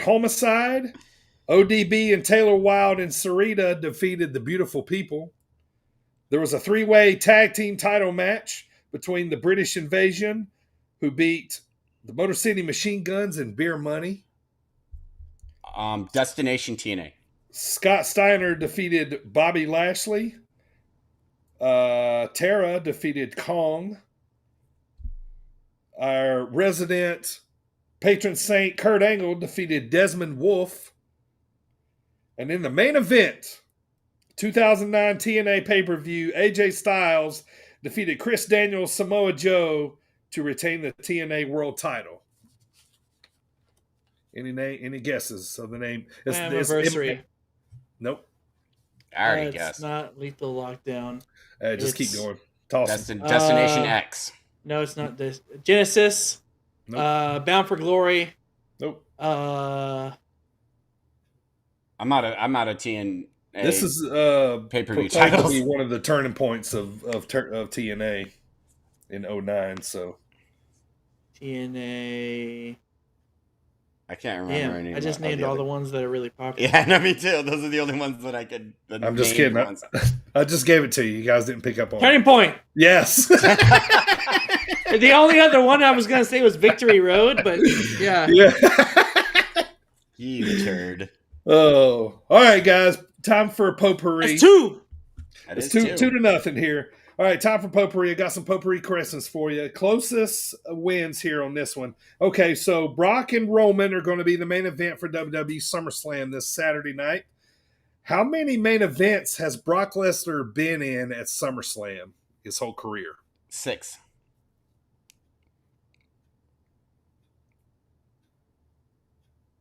Come on, Primo. Give me something. I'm gonna price this right him and say 7. You turd. Okay. Well, if including Saturday, it will be 9 main events in SummerSlam. I would argue that how could we include it one that didn't happen yet, but you still won, so True. All right. Next question for fun, shits and giggles. What was the main event of last year's SummerSlam? Do you guys remember? Becky Lynch and Bianca Belair. Main event. Where we go? Nope. No, it was Roman Reigns and John Cena. Very good. Yep. Oh yeah, it was. Yep. All right, a little pod trivia for you here. Let's see if you can pull this one out of your brain. I'm sweeping. We have talked about this a lot on this pod. What year did I go to SummerSlam? 2000. It was the first TLC match. Rock, Triple H, Angle, Kane, Taker. 99. And did I say 2000 already? Give me final answers. It's 2000. It's 2000. Correct. Yeah. Fine. I don't want to answer anyways, you fuckers. Because the TLC match, I know for sure it's 2000. Yeah. It was the first one. Like I was going to say 2000. Watching that match live and then watching it now is like I wish I would have known this was going to be a legendary match, and it was cool. So, all right, boys, squared circle questions is done. Congratulations, Primo. You pulled the sweep off. That was a clean sweep. I just got clean sweep by the champ. It was. All right, I had to remind y'all who I was real quick. 3 times. Well, you're about to do it again, so let's move on, man. How about King of the Mountain here? Hit that music there for me. I actually don't know who won this one. Time to play the game! All right, so King of the Mountain, we all had one pick right going into last week. I made you guys pick a WNBA game between the Seattle Storm and the Phoenix Mercury. Now, the wrestling associations were the Storm as James Storm, Tony Storm, Storm. And I picked the Joey Mercuries. Was the Joey Mercury. So we were picking between the Storms and the Mercuries. AJ and I went with the Storms. Primo went with the Mercuries. Yeah, went with Joey Mercury. Final score, the Mercuries win 94-78. Wait, do we get like a point spread or something? No, we don't get anything. I get a point. What the that fuck? means 2 to 1 to 1, right? No, yes, that means 2 to 1. No, it's 2 to zip. Yes, it's streak type. So Primo or AJ and I will drop back to 0. Primo will move up to 2. That makes me the current king of the mountain. Makes you the current king of the mountain. Yep, that's how this game works. Yep. Very nice. Can't we play Last Man Standing? I'm good at that. It's coming up very soon. Hang tight. Quick question. Well, but yeah. if say this one we're about to do, then the King of the Mountain we're about to do. Yeah. If say I lose that one, then next week it'll be 2-1-1. But would that still make me the King of the Mountain because I still have a 2-win streak? No, when you lose, you will go back to 0, but your 2 will remain as the highest streak so far. Okay. Yeah, that's the hold. That's the benchmark. Yeah, that's the benchmark. Yep. So you will hold there. So it's a sad benchmark. All right, let's move on here. So AJ back to 0. I'm back to 0. Primo's the King of the Mountain at 2. Let's see if he can move it to 3. Let's see if me and AJ can get back in the win column. All right. So for today's match. Now, I know I said obscure sports. Okay. Well, look, ain't a whole lot of fucking sports going on right now. So your boy was trying to find some things for us to pick from. All right. So I ended up, we're gonna pick Major League Baseball this week. Yes. Right, so this is what I come to. I saw the Anaheim Angels, and I immediately thought of Christopher Daniels, the Fallen Angel. Fallen Angel. They're playing the Rangers. I thought of the Mountie. It's kind of like a Ranger gimmick.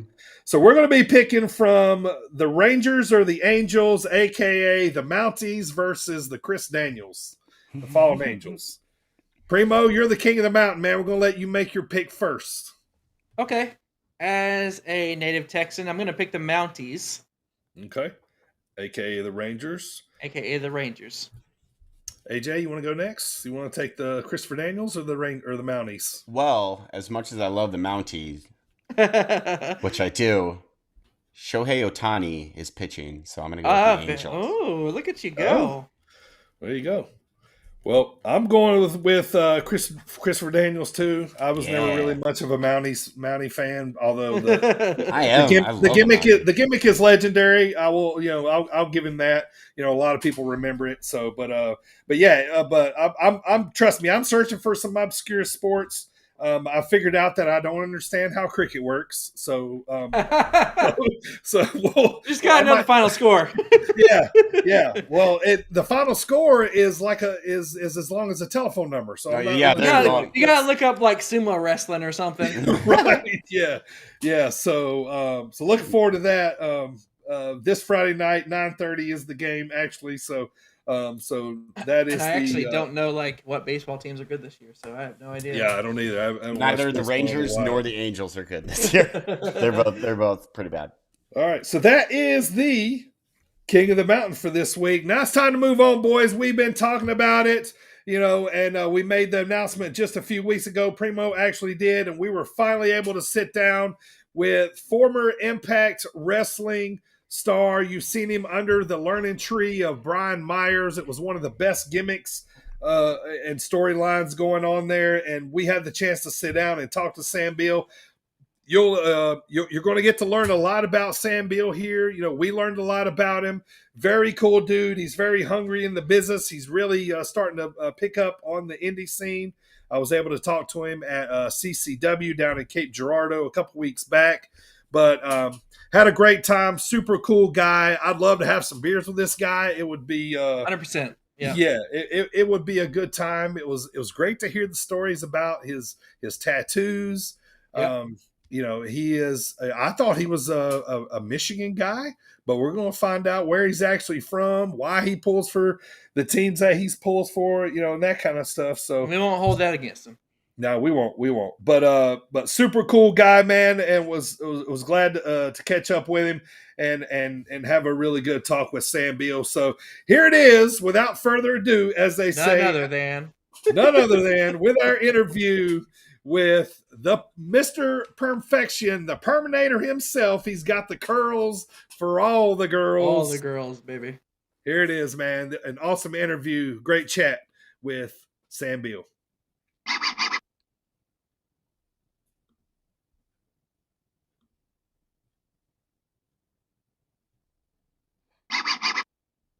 The Perminator himself. There it is, man. Yeah. I mean, going into this interview, me and Primo, we'll be honest, man.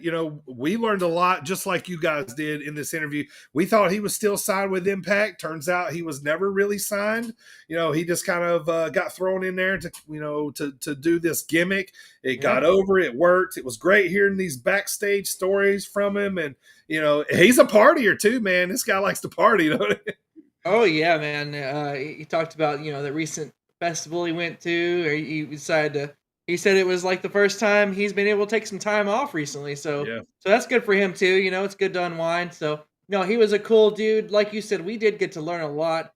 You'll learn all kinds. We asked him all kinds of questions. I was impressed by his hair products. Yeah. It was cool, man. Like, this guy, he just oozes charisma. And, even just during the interview, you guys just heard the audio part, but, we got to talk to him on a FaceTime call. And, he just oozes charisma. He just has it, like I told him in the interview, man. It just seems like, the promos, they just roll off his tongue, man. It seems like come easy to him. And I'm excited to see what else he can do in the business. He's a pro, man. He really seems genuine, and it's really important too. You got to be believable, and part of that is being real. So, and he seems about as real as it gets, and he seems like a really good dude. Man, I tell you what, we had a lot to talk about today. We had a great interview there with Sam Beale. AJ, man, it's time to close the show though. This is Space Jesus Billy Starks, and you're listening to Sit Down Marks podcast with Primo, DB, and AJ.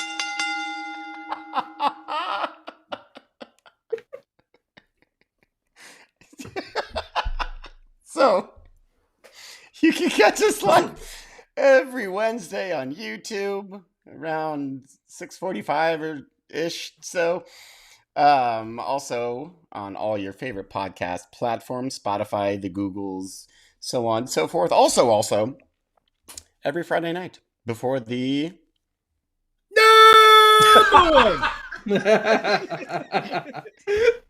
That was a good one. Thomas Bryce Show on SportsWire Online Radio. And then throughout the week, also, we have merch, including our brand new Thump T-shirts. Look at this. Beauty. It is. Super comfy, super awesome. I love the Thump design. Sale going on right now. Back to school sale, too. Get them. Get them right now. That site is tpublic.com/stores/sit-down-marks. Once again, tpublic.com/stores/sit-down-marks. Lucha Daddy, give us that preview of next week there, sir. Come on in, Marks. Have a seat. It's time for Lucha Daddy to talk to you about the preview next week. So we reveal our Kurt Angle Trophy results and talk about all the happenings of SummerSlam weekend. Weekly reactions to AEW, Impact Wrestling, and more. Also, you will want to see how this one turns out. Next week, Last Man Standing returns, but with a twist. Next week, DB will take on AJ, and I will be coming up with a category instead. See the boys duke it out. How about that? Also, in August, we will be reviewing AJ's favorite intercontinental title matches. We begin with Bret Hart versus Roddy Piper from WrestleMania 8. Gonna be a fun month of AJ's faves. More interviews coming your way as more announcements will be made about upcoming future guests, independent shows we will be at, and more. Don't forget to follow us on Twitter at Sit Down Marks and on Facebook, Sit Down Marks. Podcast and Instagram, DB. Sit Down Marks. Underscore. Yeah. Sorry, there's a red squiggle on my screen because it wasn't spelled correctly or something. I hadn't added that word to my dictionary. So, anyway, DB_ Sit Down Marks. See all you marks next week. Lucha Daddy out.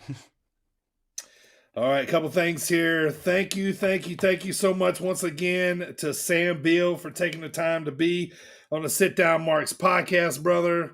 Thank you so much. Hope everybody enjoyed that interview. Yeah, let's talk about a couple quick notes here on the way out, man. Where's MJF? When are we going to see him? After CM Punk returns. Yep. All right. That's my guess too. Where's Sasha Banks? Where are we going to see her? Where are we going to see her at? Back in WWE. Survivor Series. I'll say Survivor Series. Okay, that's fair. Yeah. I think both those answers are fair. Yes. Yeah. What about Naomi? Let's not forget about Naomi. Yeah, I just don't. I mean, like, I want to see where she goes, but I don't think she brings like game changing excitement like Sasha would to any company. That's true. You know what I mean? So, like Star I'd say Power. I think they're both returning. Yeah, I do. You think they're both returning? Yeah, but I think Sasha Banks is the bigger return. Sure. Yeah, for sure. They might return together. Yeah. Last thing I want to say is, please don't die, Ric Flair. Get this match over with and be done forever. Don't do this anymore, man. You're 70 something. Like I get it, man, but let's get this one out of the way and let's be done. Yeah, no more. Yeah, just do it your way, however you want to do it, and and then let's go home and call it a night. Protect that pacemaker. Right. Oh man! All right, everybody, keep spreading the good word of wrestling. More podcasts coming your way from your boys, the Sit Down Marks. AJ, we grabbing them cakes today, or we thumping on the way home? Thump!